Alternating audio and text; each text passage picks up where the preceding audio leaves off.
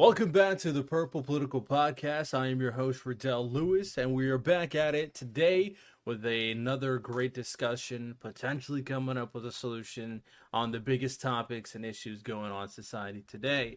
Today, with me, I have my guest here, Craig, as he's going to talk with me in terms of higher education, the value of higher education, and the potential positives and negatives going into it, of course.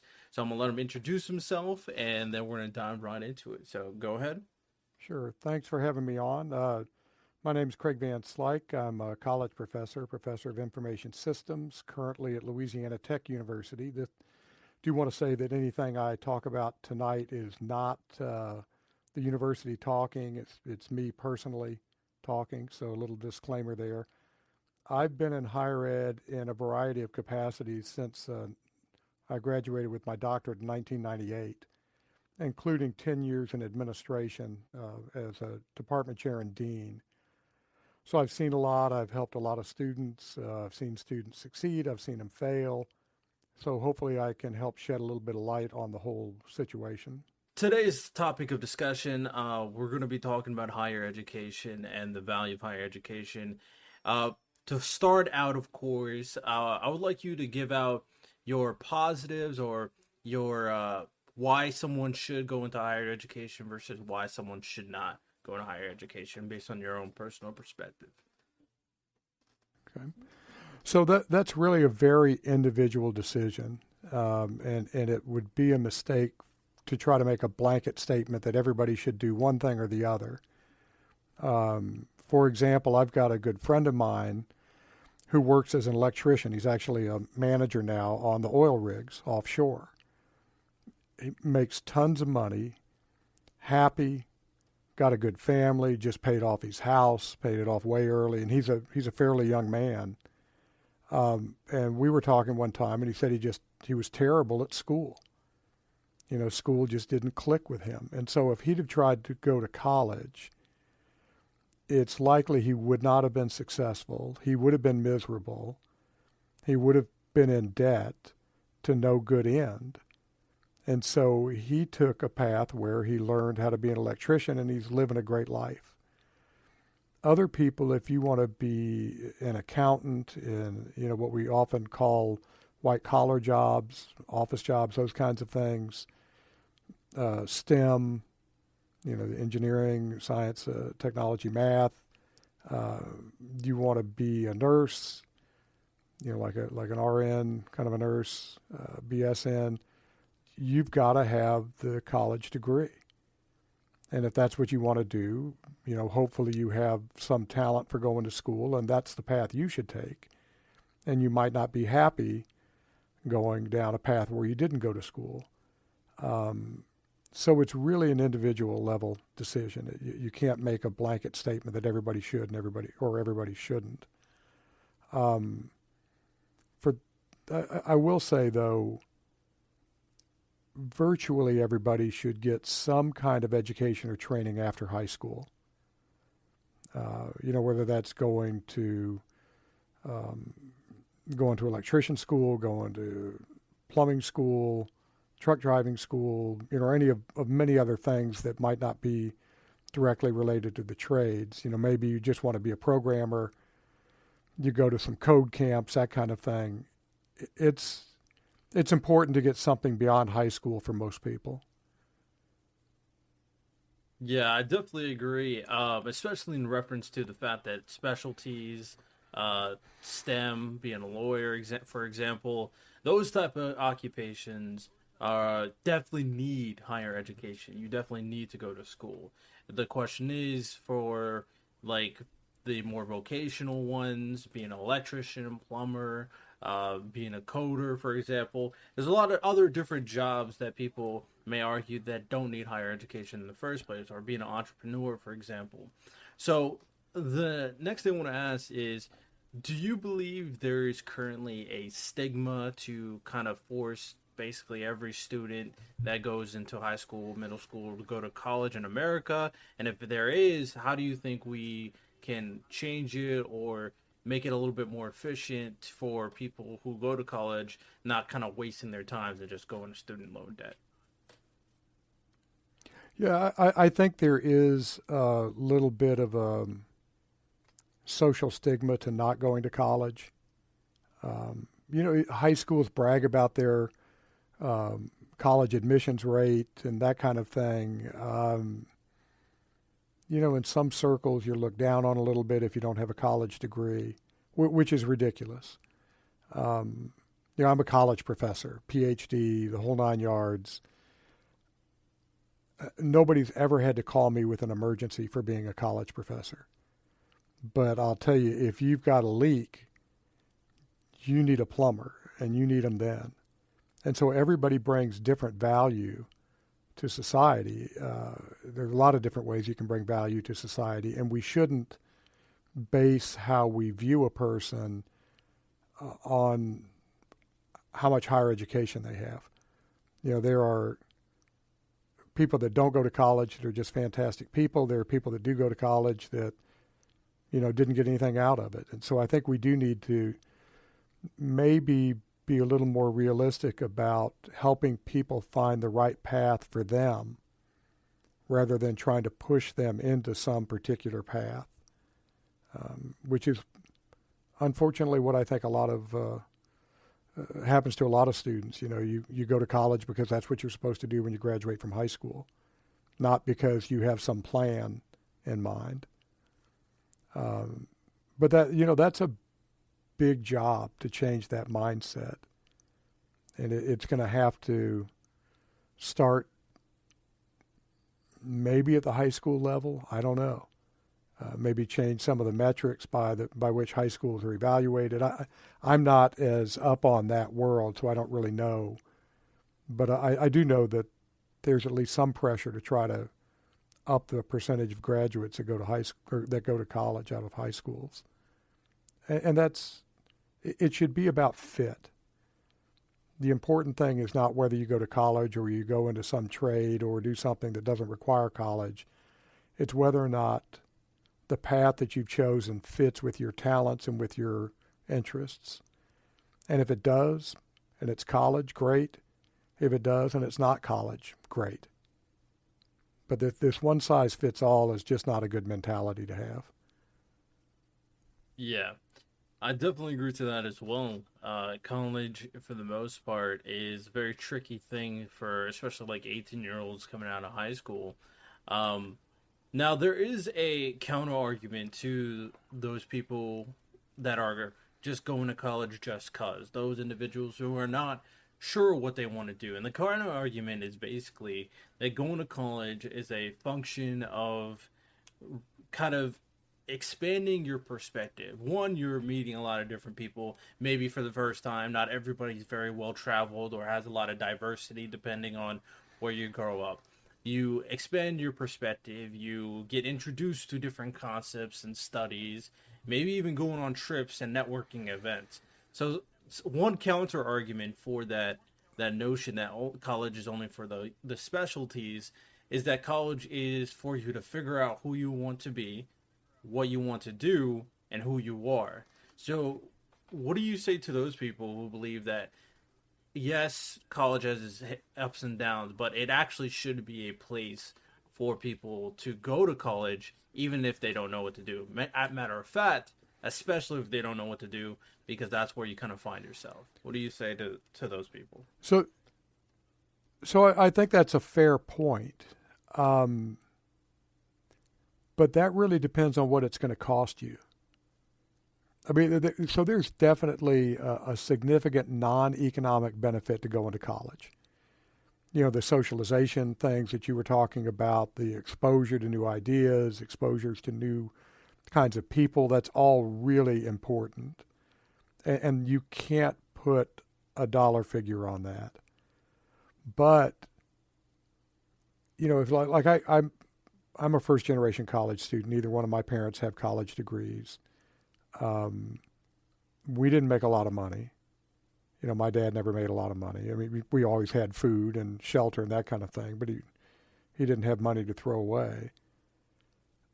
if we would have gone to some school where tuition was $60,000 or $70,000 a year to try to find ourselves, I don't know. I'm not so sure that's a great idea. Living at home, going to a state school, trying to do it in a less expensive way, then that's wonderful. Or if you're fortunate enough to come from a wealthy family, then great. But it's a fair point that the exploration and that kind of intellectual growth is really an important part of college. But, maybe you work for a couple of years, save up some money. Maybe you started a community college. There are different ways to do it. And again, it's not a one-size-fits-all. You have to kind of find what's the right path for your particular situation, your family situation, that sort of thing. Yeah. But you have to be smart about it. Yeah. I agree again. And I do understand the concept being perpetuated there, because college, even like when I went to college, definitely had that type of value. I met a lot of different people. I learned about a lot of different perspectives, networking, all that stuff. But like you said, it's a pros and cons type of thing. And putting yourself in like $60,000 to $100,000 of debt, is it really worth an experience that you could, in theory, do on your own? You could go to an event and meet a lot of different people. You could find some groups that are focusing on certain intellectual topics. These things you can do. Sure, college makes it a lot easier, obviously. But these things, in terms of like the pros and cons of putting yourself in debt, I would say, especially for people that have no guarantee that they're going to make a lot of money moving forward, that it's not worth it at the end of the day. Which is probably the mindset for a lot of these newer generation. So my next question is, for this newer generation, and with the increase of social media and content creation, there's a lot of kind of things being said to these younger kids and teenagers as they grow up, that college is worth this. You don't need to go to college. Just become an entrepreneur. Just start your own business. Just start a YouTube channel, Twitch career, for example. So this newer generation is becoming more and more infatuated with the content creators, self-made individuals, whether they apparently do crypto, financial help, some wealth building strategy, whatever. So with this new wave or with this new generation mindset changing from, oh, I have to go to college, to college is a waste of time and it's a scam, then we went from one extreme to a whole nother extreme. So what do you say to these people, to these kids that have this new mindset, that I'd rather be an entrepreneur or content creator than go to college because I think it's a scam?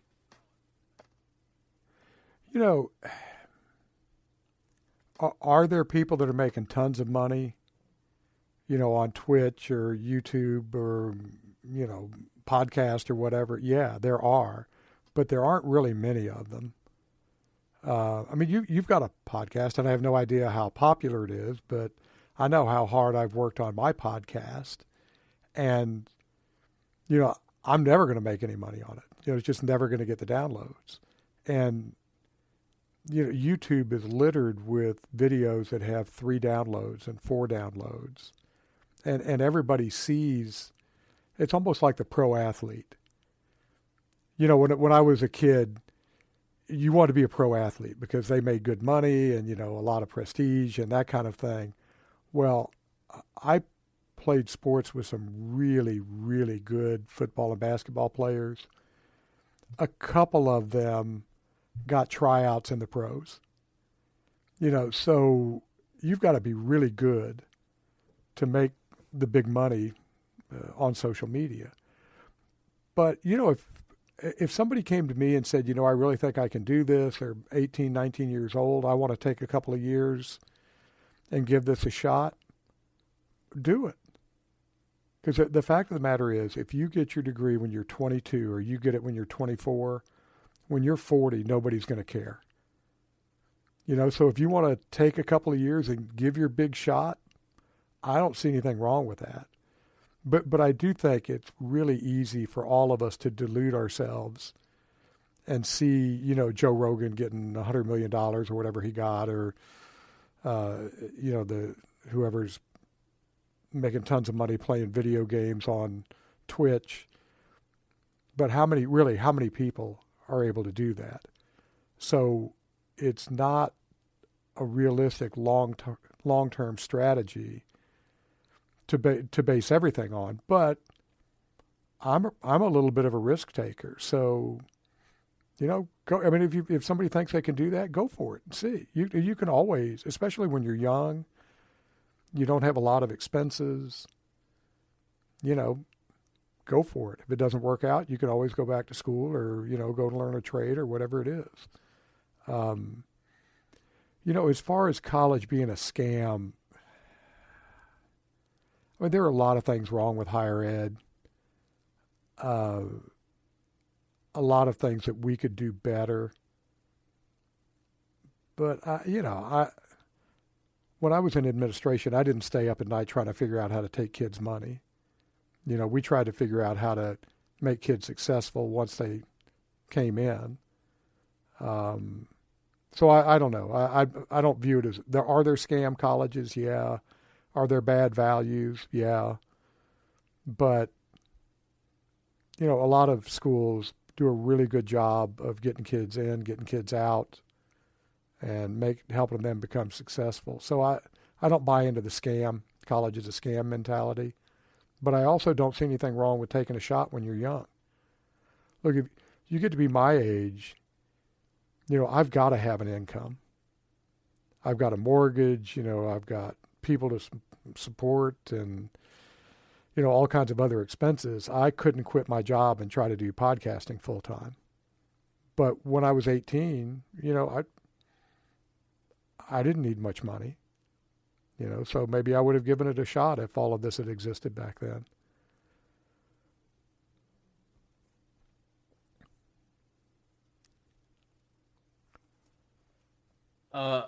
Were you done here? Because you cut out a little bit, so I don't know if you were. Yeah. Oh, yeah. Sorry. No, I was Okay. done. Yes. There's some very interesting points you laid out right there. It's very hard to say which is the right choice. I will say that, for sure, if you want to take that gamble and become a content creator, by all means you can. It's a lot of hard work. I think for the most part, the people who I see become relatively successful content creators who can put in the time are those people who don't necessarily have a social life. And it's just the truth of the matter. The people who are playing sports all day, or at clubs all day, hanging out with friends and partying all day at high school, middle school, they don't become content creators unless they want to be TikTok dancers, I guess. But they don't become content creators typically because they're busy with life. Whereas the people who don't have as much time can put that time into content creation, becoming a video game Twitch streamer. So by all means, you can put that energy. But like you said, at the end of the day, statistically, we all know that only 1% less than 10% ever make it being a content creator. That's just the truth of the matter. Most of the people fail. You just don't hear the story of those people who failed at the end of the day. So Right. the interesting thing about this situation is we agree on the specialties. I think a lot of people agree that if you want to be a STEM or lawyer, for example, for sure, you have to go to college. And then for the people who are up in the air, not sure, the general assessment is you kind of go to community college, kind of experience life, and be sure that that's what you want to do in terms of college. My question for you here is, moving forward, if this assumption becomes more of a reality, do you think there will be any value of undergraduate school moving forward?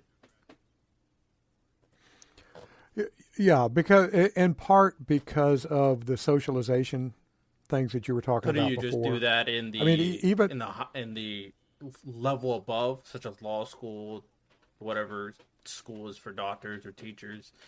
Couldn't you just do it then? you could, but you've got to have a maturation process. You've got to kind of mature before you're ready to take on that level of work. It's a process. I spend a good portion of my job working with doctoral students, and they need some seasoning before they can really understand what it's all about and have a depth of thinking that needs to be developed over time. Now, there are exceptions, people that are just insanely talented that can get it right away. But, I saw my own, kind of my depth of thinking developing from an undergrad through my master's and then really when I hit my doctorate. So I think it would be tough to just jump right in to like one of the professional graduate programs. The other thing is that, especially at a student-focused school, the experience is kind of curated for you. So, you could go out, you mentioned this earlier, you could go out and do a lot of these things on your own, and that's absolutely true. But how many people are going to actually have the drive to do that, know how to make the choices, have the contacts to pull all of those things together? And so I think there's a real place for undergraduate institutions, and there will be moving forward. What we need to do, though, is we need to work on affordability. So if you go out and you buy something for a lot of money, it has to bring a lot of value, right? Or you're going to feel like you got cheated. So let's say you go out and buy a new set of AirPods or something like that, and the sound sucks. I just bought a pair of Bose earbuds. My $40 earbuds sound better. That's a bad bargain. But the $40 earbuds that sounded pretty good, that was a great deal. Well, when college is $70,000 a year, you want a huge return to make it a value, right? If college is $15,000 a year, well, maybe you don't need as big a return. So I think if we can work on the affordability piece, it would be a significant shot in the arm for undergraduate institutions and for students. I mean, guess what tuition was when I was an undergrad? What I paid per credit hour? Um, I have no idea. I'm an old man, so we paid between $15 and $20 a credit hour. Now that was a fair amount of money back then, but you could legitimately work in the summer and work a part-time job and pay for college. You can't do that today. You just can't. Yeah. And we need to fix that. Absolutely. I do agree that we need to fix the affordability aspect, but in terms of how realistic it is for us to do that, I'm not really sure about it because there's too much incentive to make your college tuition more expensive unless people start dropping in droves in terms of attendance, which I don't know, it might happen with this new wave of, younger generation, but I can't really say for sure because the stigma of, hey, you got to go to college still exists. Now, one thing I will say is I don't really buy the aspect that you need to mature. Because, for example, in the military, you're thrown right into, like, a lot of very crazy and demanding stuff at the age of 18, 19 years old. And, even, like, in the age, like, years ago, decades ago, maybe so, the amount of work you would do and the amount of responsibility you would have would be at a younger age. I think the things have changed in terms of like high school you're still goofing around, middle school you're goofing around, elementary school there's no maturity process there. If it was more of a maturity process in middle school and high school and setting them up to be a person, a citizen of America, then they will be much more ready. So if I think that if the system was changed, and I'm not even saying this is more realistic or less realistic in terms of fixing the affordability aspect and maybe government funding, who knows really. But in terms of like kids becoming 18 and being able to go to a graduate school, I think they'll be more than capable of doing so. Obviously, you need some kinks in terms of the graduate school for them to get a more extended familiarity process, like maybe an extra year for like really trying to get used to it. But I don't think the maturity aspect is really that much of an issue. Um, and then one thing that you mentioned in terms of like the social aspect, I'm I believe that there's a lot of socialization that college can offer in terms of resources and tools, but at the same time, even though it's easier to obtain those tools, there's still going to be people who don't obtain those tools. For example, when I was in college, I actively went to counselors, went to programs, went to meetings, woke up, sacrificed my hangout time to go do these things, and was like an active participant in these activities. Most kids in college, if they don't have that in their mind, are not going to participate. So, regardless, it's going to be that individual who has the drive to succeed. And that's going to be the case whether you're in college or out of college.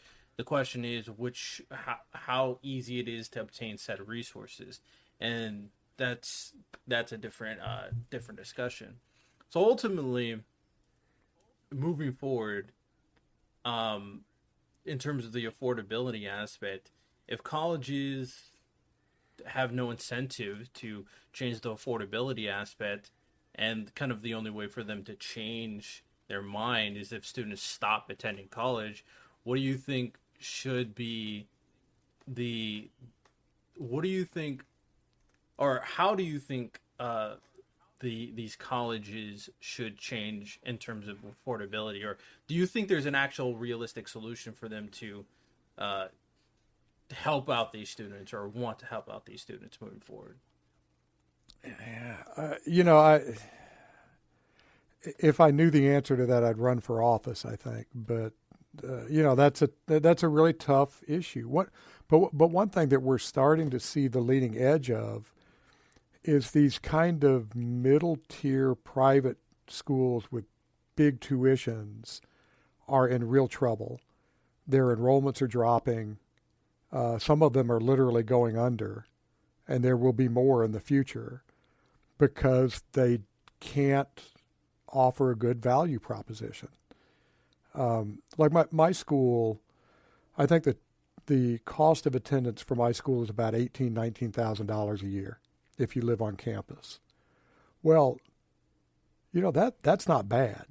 18, 19 grand a year. And I don't know about the other colleges at my university, but the business school, we have a placement rate of 92, 93%.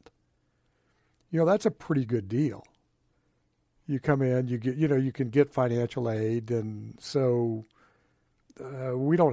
most of our students don't have a ton of debt when they get their undergrad. And I don't know what the median salary is, but I'm guessing it's probably in the 40s, and we're in a low cost of living area. That's not a bad deal. But you go to a private school and pay $50, $60, $70,000 a year, and you come out and you're an elementary school teacher, that's not a good deal. And so I think those schools that aren't good deals are going to start to see students voting with their feet and going to schools that offer a better value proposition. The other thing that we absolutely need to do is have the state governments take on more of the burden of funding higher ed. I don't know the situation in Louisiana, but the state where I was a dean, over the course of about 8 or 10 years, we went from the state providing 50 or 60% of our budget to providing about 10% of the budget, 15% of the budget. Guess where that money gets made up? Tuition. The cost of educating a student didn't go down. So if the money you're getting from the state goes down, you got to make it up in tuition and private donations, and private donations are tough to get. So, it's not a good situation. And you throw on top of that the increasing administrative oversight that universities have to put up with. You probably heard about the increasing administrative costs at universities. They just go up and up and up. And some of that is a waste. There's no doubt about it.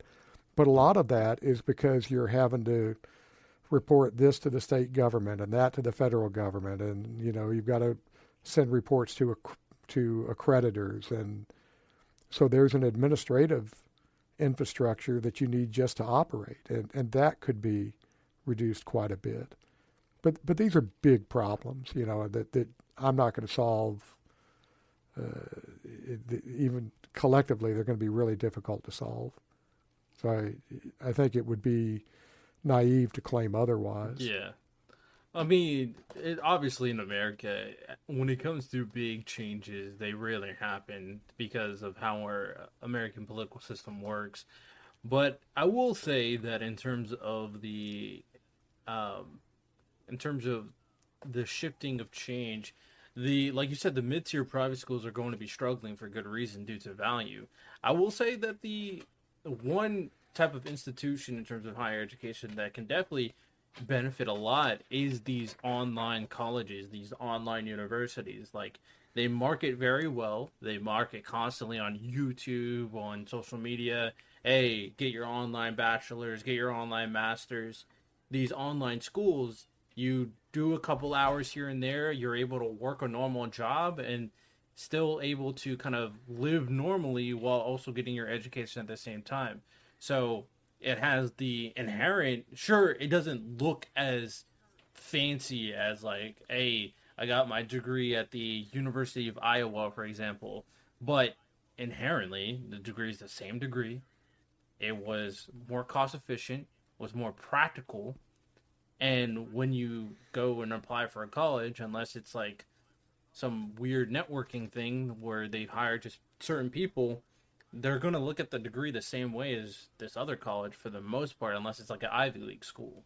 So I will say online colleges are definitely going to be benefiting a lot for how they're approaching this new wave and new generation.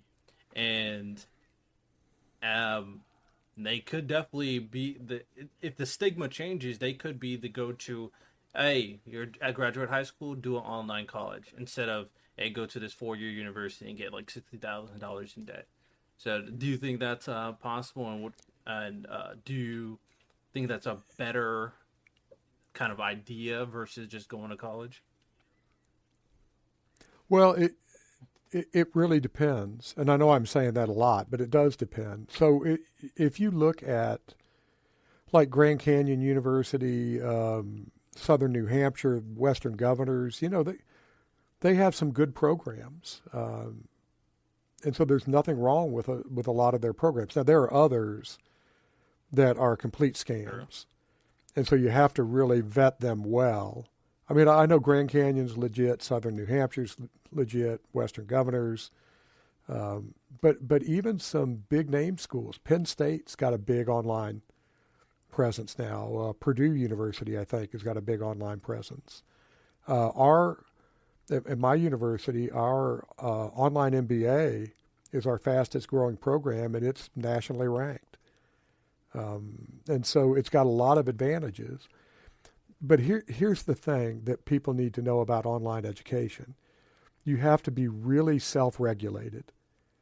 You have to be on top of things. You have to be self-disciplined, because especially if it's asynchronous, where you're not meeting as a class online, nobody's making you get up. Nobody's, giving you a time to be somewhere. You got to get the work done on your own. And for some people, that's not a problem, but for other people, it's a huge problem. And so, again, it's a matter of fit. And just like you were disciplined enough to do the things that maximized your college experience, if you're doing online and you goof off and you go out and party and, you're hungover and, pardon my language, but you half-ass your assignments and projects, you're not going to be successful. If you're dedicated, if you're disciplined, if you're on top of everything, you'll be fine. But you will miss out on some of that socialization aspect, though. That's the downside of online, is you don't get that. But if you get that in other ways, maybe that's not important. Yeah, I really don't find the value of socialization that important. And the reason why I say this, even though I think socialization in general is very important, I do think there is benefits, but I don't think the benefits nearly outweigh the cons. And for the most part, people who go to college and the friends they make and the connections they make mostly don't last. You're going to forget about them the year after, and you're not going to contact each other. So it's just a momentary time of good fun, sure, but I don't think the value is here. And I think online schools, they can have like study groups, they can have online classes if they implement that into their program. Um, the the socialization aspect I do think is important inherently, though, for sure, because I do think social media and technology is really ruining people's capacity to be able to socialize with another human being. Um, so I think that is a problem. Well, I don't think that should be solved in college. I think that should be solved in middle and high school, personally. That's kind of where I come from. Yeah, the and I don't disagree that doing that in lower levels is also important. But the thing about doing that in a high school is a lot of times the high schools are pretty homogenous. They're people from your area, obviously. A lot of times they're of common socioeconomic backgrounds, not always. And so you don't get the diversity of people, the diversity of ideas that you might get at a university. And I was lucky. My high school was about 25% kind of rich white kids, 25% poor white kids, and then the rest of it was split between African American and Hispanic back then. And it was great. If I'd have gone to a school where it was all people just like me, I don't think I would have gotten nearly as much out of high school as I did. So I'm not sure you can do that entirely at the high school level, but certainly you can do some of it. And again, it's what you value and it's what somebody as an individual needs. The other thing about value is that it's additive. So if some of the value is the education itself, some of it is in the broadening of your horizon, some of it is in the socialization, some of it is in maturing, then maybe altogether college becomes a better value. And so I keep coming back to what's the right decision for the individual. And that just depends on a lot of factors. I think what we need to do is help kids that are in, sophomore, junior year in high school better understand what the different pathways are and maybe help them make decisions that fit where they are better. I don't, and that's a lot to put on high schools. I So think it should be a universities can help out combination with of this. But I definitely think, middle and high school, and then parenting, of course. So, um, I don't think high school does it at all at this point. I mean, based on my high school experience, I never really got any like college prep. Like, sure, here and there they told me the basics, but it was still very individualistic. So I see what you're saying, but yeah. as of right now, in terms of how the undergrad, middle, high school, and even like the graduate schools kind of play with each other, they're very disconnected.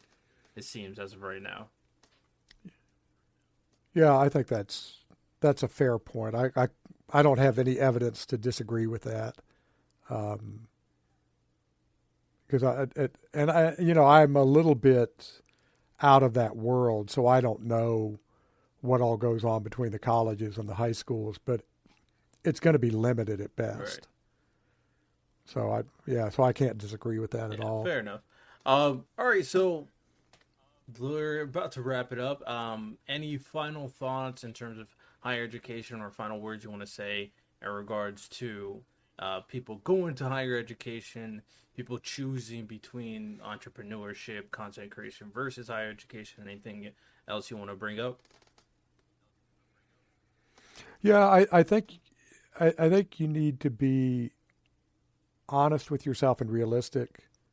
If you think you can go that entrepreneurship path, give it a shot. But don't count on that. You have some sort of I know some people say you should never have a backup plan, but I think that's wrong. And you also need to really think about what's the right path for you. If you, maybe you don't come from the most advantaged economic background, don't go to a really expensive school. Maybe you start out at a community college, or maybe you go work for a couple of years and kind of get a view of the world and decide what you want to do. You don't have to graduate at 22. If you can, great. If you graduate at 25, if you graduate at 30, when you're my age, it probably won't make all that much of a difference. So if you need to take some time to find where you fit into the world, take it. Just don't put yourself into horrendous debt trying to figure that out. Don't pay $70,000 a year to go party and find yourself at a second-rate school. I think that would be my advice. Yeah. Great advice. And the last thing I would like to bring out is that although I've kind of elicited my general opinions about higher education and certain inefficiencies in terms of the education system, there's another perspective that people need to realize is that, sure, if you want to, for example, entrepreneur content creation, you need to realize that both that and going to college is a risk. And like Craig said, there's different values and different risk factors you need to take into account. Something you need to realize is if you want to do the entrepreneur content creation stuff, if you fail in that, or if you succeed, you're an individual. You make your own hours and you make a lot of money. If you fail, then you just wasted your time. In terms of college, you do it. The worst thing is you're going to go into student debt if you don't have scholarships or grant money. But regardless, you will have that degree. You will have that those potential experiences and networking opportunities to utilize in getting a career. So regardless, even though you may go into debt, you will have a degree that you can get a better sum of money, better job than you would if you did not go to the institution. We elicited earlier that someone with a bachelor's degree makes way more than someone without one, right? So weigh out your pros and cons, weigh out the risk factors of either choices and any choice you make, because at the age of from junior year of high school to like right when you graduate is some of the most important deciding times. But you technically, like Craig said, you don't even have to decide then. You can wait a few years and decide after. You don't need to rush, even though some people try to make you believe that, nah, you gotta rush, you gotta do all this so quickly. So by the time you're 25, you should have a full career. No, you don't have to rush. It's there's a lot of time in life. So that is all we got for there. Before we wrap up, do you want to shout out podcast, plug anything? Sure. Yeah, I'd love to have people take a listen to my podcast. It's called Live Well and Flourish, livewellandflourish.com. It's available on all the major podcast apps. And what I do is I talk about how to live an excellent life.